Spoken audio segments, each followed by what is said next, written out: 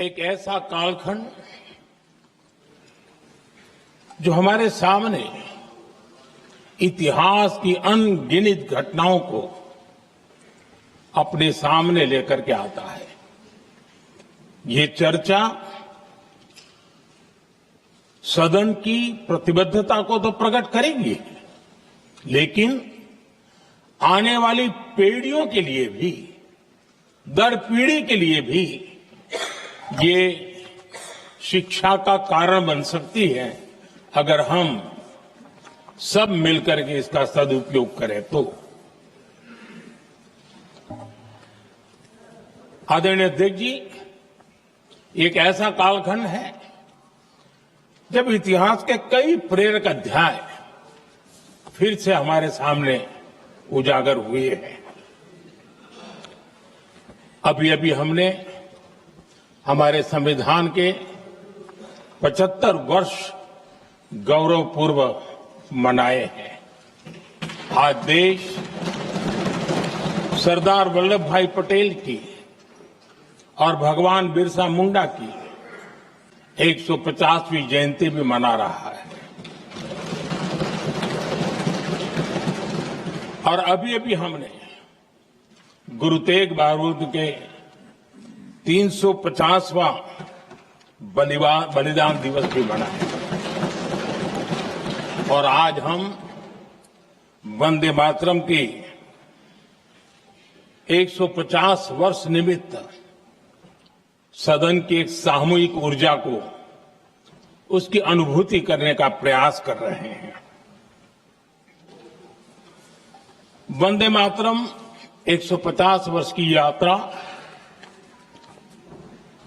अनेक पड़ावों से गुजरी है, लेकिन आदरणीय अध्यक्ष जी, वंदे मातरम का जब 50 वर्ष हुए तब देश गुलामी में जीने के लिए मजबूर था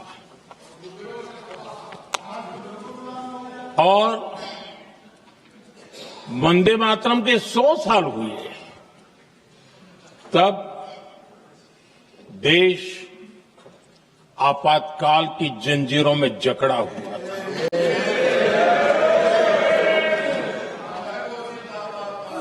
जब वंदे मातरम 100 साल के अत्यंत उत्तम पर्व था, तब भारत के संविधान का गला घोंट दिया गया था।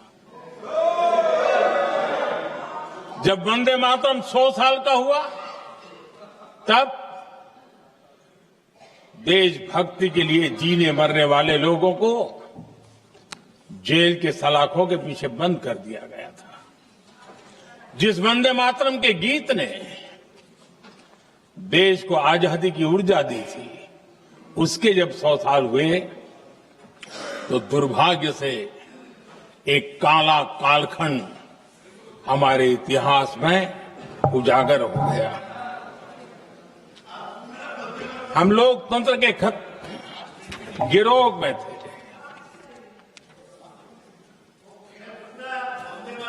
आदरणीय अध्यक्ष जी, 150 वर्ष उस महान अध्याय को, उस गौरव को पुनः स्थापित करने का अवसर है और मैं मानता हूं सदन ने भी और देश ने भी इस अवसर को जाने नहीं देना चाहिए। यही वंदे मातरम है जिसने 1947 में देश को आजादी दिलाई। स्वतंत्रता संग्राम का भावात्मक नेतृत्व इस वंदे मातरम के जयघोष में था। आदरणीय अध्यक्ष जी,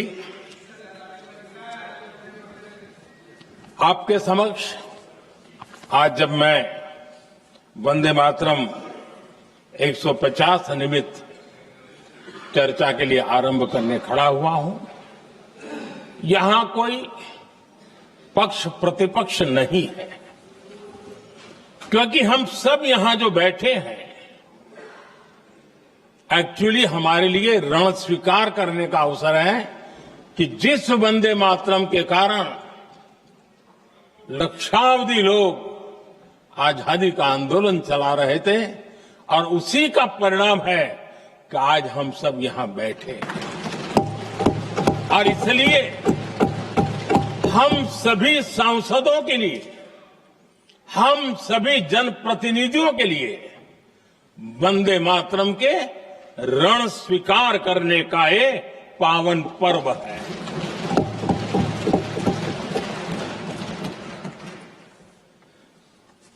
और इससे हम प्रेरणा लेकर के वंदे मातरम की जिस भावना ने देश की आजादी का जंग लड़ा, उत्तर दक्षिण पूर्व पश्चिम पूरा देश एक स्वर से वंदे मातरम बोल के आगे बढ़ा। फिर से एक बार अवसर है, आओ हम सब मिलके चले, देश को साथ लेके चले।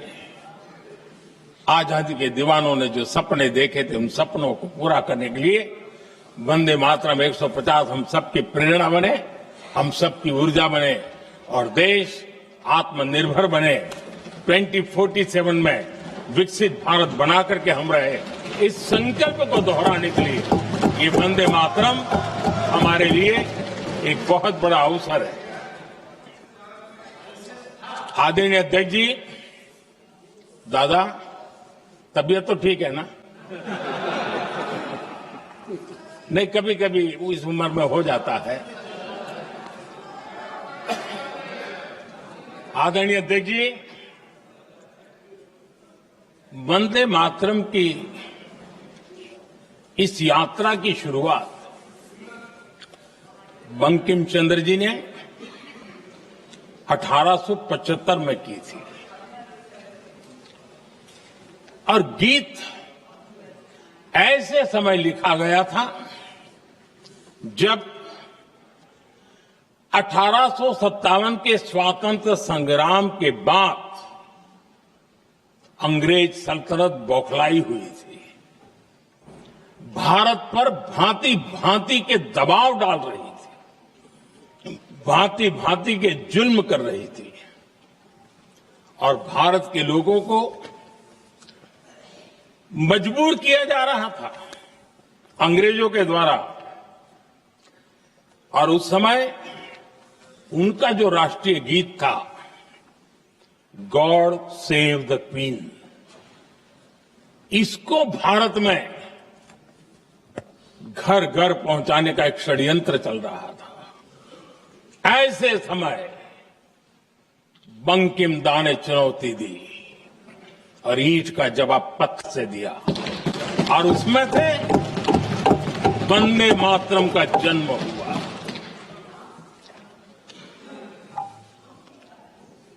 इसके कुछ वर्ष बाद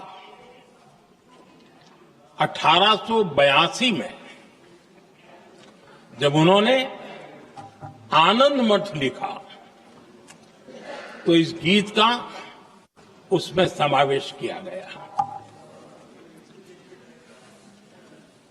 आदरणीय अध्यक्ष जी, वंदे मातरम ने उस विचार को पुनर्जीवित किया था जो हजारों वर्ष से भारत की रग रग में रचा बसा था। उसी भाव को, उसी संस्कारों को, उसी संस्कृति को, उसी परंपरा को उन्होंने बहुत ही उत्तम शब्दों में, उत्तम भाव के साथ वंदे मातरम के रूप में हम सबको बहुत बड़ी सौगात दी थी। वंदे मातरम ये सिर्फ केवल राजनीतिक आजादी की लड़ाई का मंत्र नहीं था। सिर्फ हम अंग्रेज जाए और हम खड़े हो जाएं, अपने राह पर चले, इतने मात्र तक वंदे मातरम प्रेरित नहीं करता था, उससे कहीं आगे था। आजादी की लड़ाई इस मातृभूमि को मुक्त कराने का भी जंग था। अपनी मां भारती को उन बेड़ियों से मुक्ति दिलाने का एक पवित्र जंग था। और वंदे मातरम की पृष्ठभूमि हम देखें, उसके संस्कार सरिता देखें, तो हमारे यहां वेद काल से एक बात बार बार हमारे सामने आई है। जब वंदे मातरम कहते हैं तो वही वेद काल की बात हमें याद आती है।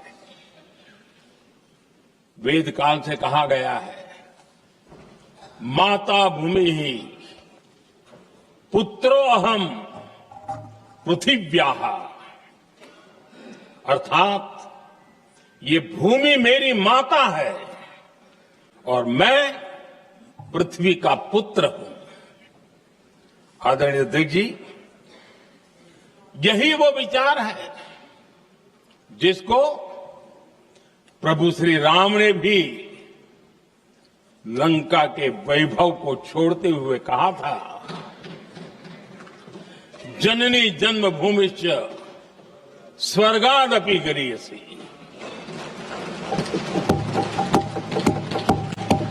वंदे मातरम यही महान सांस्कृतिक परंपरा का एक आधुनिक अवतार है।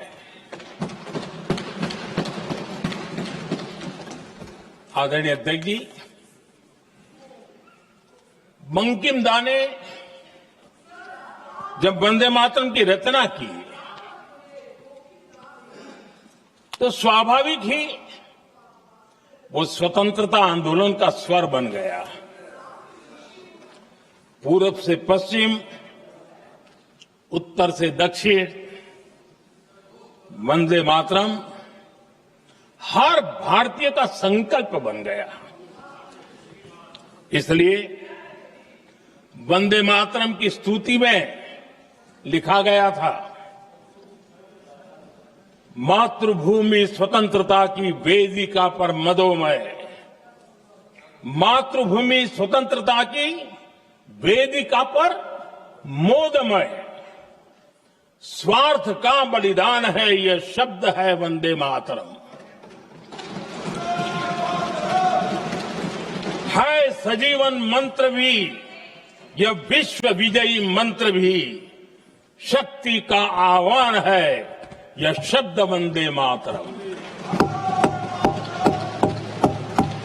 उष्ण शोणित से लिखो, वस्त्र स्थली को चीरकर, वीर का अभिमान है यह शब्द वंदे मातरम। आदरणीय अध्यक्ष जी, कुछ दिन पूर्व जब वंदे मातरम 150 का आरंभ हो रहा था तो मैंने उस आयोजन में कहा था, वंदे मातरम हजारों वर्ष की सांस्कृतिक ऊर्जा भी थी, उसमें आजादी का जज्बा भी था और आजाद भारत का विजन भी था। अंग्रेजों के उस दौर में एक फैशन हो गई थी भारत को कमजोर, निकम्मा, आलसी, कर्महीन, इस प्रकार भारत को जितना नीचा दिखा सके ऐसी एक फैशन बन गई थी। और उसमें हमारे यहां भी जिन्होंने तैयार किए थे वो लोग भी वही भाषा बोलते थे। तब बंकिम दा ने उस हीन भावना को भी झकझोरने के लिए और सामर्थ्य का परिचय कराने के लिए वंदे मातरम के भारत के सामर्थ्यशाली स्वरूप को प्रकट करते हुए आपने लिखा था,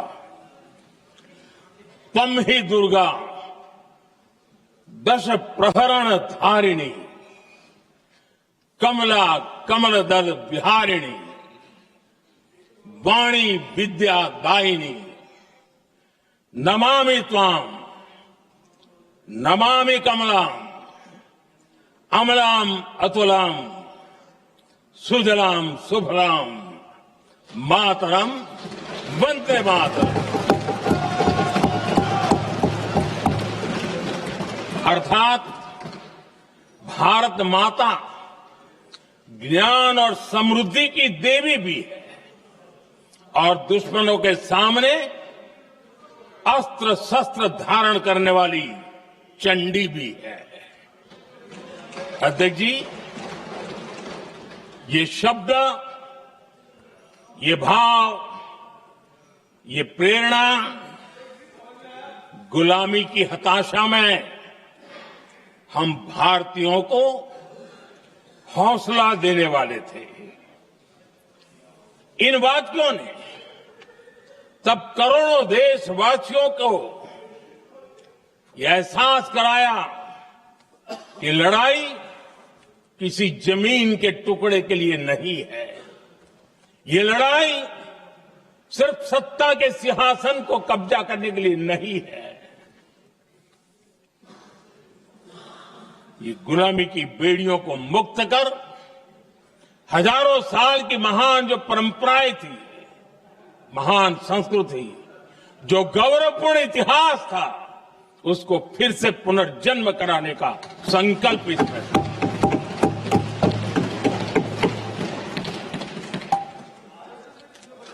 आदरणीय अध्यक्ष जी,